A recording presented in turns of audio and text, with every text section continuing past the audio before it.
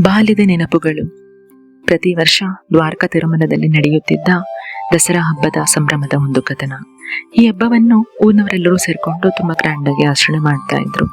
ಎಲ್ಲರೂ ತಮ್ಮ ತಮ್ಮ ಮನೆಗಳಿಗೆ ತೋರಣಗಳಿಂದ, ಹೂಗಳಿಂದ, ಮಾಲೆಗಳಿಂದ ಅಲಂಕರಿಸಿದ್ರು. ಬೆಳಗ್ಗೆ ಈ ದೇವಾಲಯದ ಪ್ರಾಂಗಣದಲ್ಲಿ ಗಂಟೆ ಶಬ್ದ, ಭಕ್ತಿಗೀತೆಗಳು ಎಲ್ರಿಗೂ ಕೇಳಿಸ್ತಾ ಇತ್ತು. ಪ್ರತಿ ಮನೆ ಮುಂದೆ ಬಣ್ಣ ಬಣ್ಣದ ರಂಗೋಲಿ ಹಬ್ಬದ ಸಂಭ್ರಮವನ್ನು ಇಮ್ಮಡಿಗೊಳಿಸಿತ್ತು.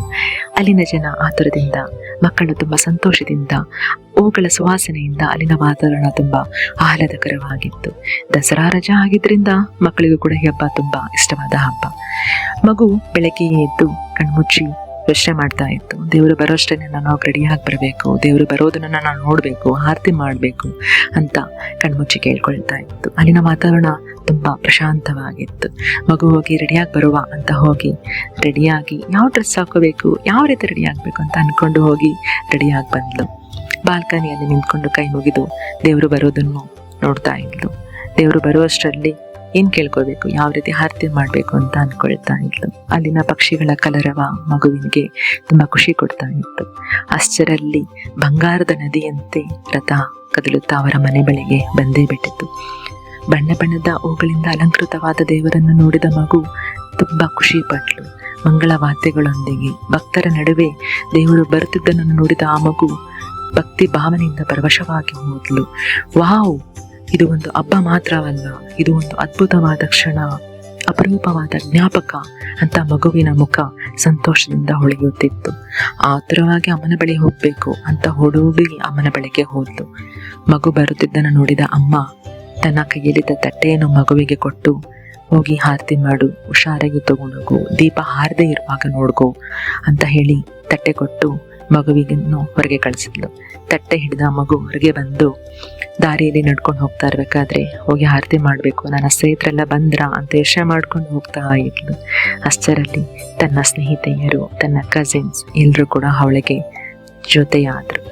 ದಾರಿಯಲ್ಲಿ ಹೋಗ್ತಾ ಯಾರು ಫಸ್ಟ್ ಮಾಡಬೇಕು ಅಂತ ಯೋಚನೆ ಮಾಡ್ತಾ ಇದ್ರು. ಸರದಿ ಸಾಲಲ್ಲಿ ನಿಂತ್ಕೊಬೇಕು, ಒಬ್ರೊಬ್ಬರಾಗಿ ತುಂಬಾ ಶ್ರದ್ಧೆಯಾಗಿ ದೇವರಿಗೆ ಆರತಿ ಮಾಡಬೇಕು ಅಂತ ಯೋಚನೆ ಮಾಡ್ತಾ ಇದ್ರು. ಆದ್ರೆ ಕೆಲವರು ಇಲ್ಲ, ನಾನ್ ಫಸ್ಟ್ ಮಾಡ್ತೀನಿ ಅಂತ ಒಬ್ರಿಗೊಬ್ರು ಚಿಕ್ಕ ಚಿಕ್ಕ ಗಲಾಟೆ ಮಾಡ್ಕೊಳ್ತಾ ಇದ್ರು. ಪೂಜಾರಿದ್ನೆಲ್ಲನ ನೋಡ್ತಾ ನಗ್ತಾ ಇದ್ರು. ಎಲ್ರೂ ಒಟ್ಟಿಗೆ ಕೂಡಿ ದೇವರಿಗೆ ಆರತಿ ಮಾಡಿ ಅಂತ ಹೇಳಿದ್ರು. ಎಲ್ಲರೂ ಕೂಡ ಆರತಿ ತಟ್ಟೆಯನ್ನು ಹಿಡಿದು ದೇವರಿಗೆ ಆರತಿ ಮಾಡಿದ್ರು. ದೇವರು ನಮ್ಮನ್ನೇ ನೋಡುತ್ತಿದ್ದಾನೇನೋ ಅನ್ನೋ ಒಂದು ಭಕ್ತಿ ಭಾವನೆ ಕೈಯಲ್ಲಿ, ಮಕ್ಕಳ ಮುಖದಲ್ಲಿ ಕಾಣಿಸ್ತಾ ಇತ್ತು. ದೇವರು ಮುಖವನ್ನು ನೋಡಿದ ಮಕ್ಕಳಿಗೆ ತುಂಬಾ ಖುಷಿಯಾಯಿತು.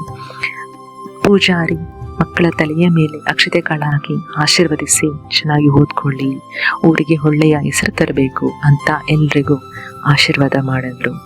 ತುಂಬಾ ಚೆನ್ನಾಗಿ ಓದ್ಕೋಬೇಕು ಅಂತ ಹೇಳಿದ್ರು. ಮಕ್ಕಳು ಕೂಡ ತುಂಬಾ ಖುಷಿ ಪಟ್ರು. ರಥ ಮುಂದಕ್ಕೆ ಹೋದ್ರು, ಮಕ್ಕಳು ಅಲ್ಲೇ ಉಳ್ಕೊಂಡ್ಬಿಟ್ರು. ಯಾರು ಆರತಿ ಚೆನ್ನಾಗಿ ಮಾಡಿದ್ರು, ಯಾರ ತಟ್ಟೆ ಚೆನ್ನಾಗಿದೆ, ಯಾರು ಚೆನ್ನಾಗಿ ರೆಡಿ ಆಗಿದ್ದೀರಾ ಅಂತ ಒಬ್ರು ನೋಡ್ಕೊಳ್ತಾ ಇದ್ರು. ಎಲ್ಲರ ಕೈಯಲ್ಲೂ ತಟ್ಟೆ ಇನ್ನೂ ಬೆಳಗುತ್ತಾನೆ ಇತ್ತು. ವರ್ಷಗಳು ಕಳೆದು ಮಕ್ಕಳು ಬೆಳೆದು ದೊಡ್ಡವರಾಗಿ ಮತ್ತೆ ಎಲ್ಲರೂ ಅದೇ ಪ್ಲೇ ಗ್ರೌಂಡ್ ಅಲ್ಲಿ ಒಟ್ಟಿಗೆ ಸೇರಿದ್ರು. ಅವರ ಕೈಯಲ್ಲಿ ಆರತಿ ತಟ್ಟೆಯ ಬದಲು ಅವರ ಮಕ್ಕಳ ಆಟದ ಬೊಂಬೆಗಳಿತ್ತು. ಎಲ್ರಿಗೂ ನಗುಮುಖವೊಂದು ಇತ್ತು. ತಮ್ಮ ಚಿಕ್ಕಂದಿನ ಜ್ಞಾಪಕಗಳನ್ನು ಮೆಲುಕು ಹಾಕಿಕೊಳ್ಳುತ್ತಾ ಆ ಮನೆ, ಬಾಲ್ಕನಿ, ಆರತಿ ತಟ್ಟೆ, ಗಲಾಟೆ ಎಲ್ಲ ನೆನಪಿಗೆ ಮಾಡ್ಕೊತಾ ಇದ್ರು. ನಿನಗೆ ನೆನಪಿದ್ಯಾ ಅಂತ ಕೇಳ್ಕೊಳ್ತಾ ಇದ್ರು. ಚಿಕ್ಕಂದಿನ ಜ್ಞಾಪಕಗಳು ಯಾವತ್ತಿದ್ರು ಎಲ್ರಿಗೂ ಸ್ಪೆಷಲ್. ಮಕ್ಕಳ ಮುಖದಲ್ಲಿನ ಆ ನಗು ದೊಡ್ಡವರಾದ್ಮೇಲೂ ಕೂಡ ಉಳ್ಕೋಬೇಕು ಅಲ್ವಾ?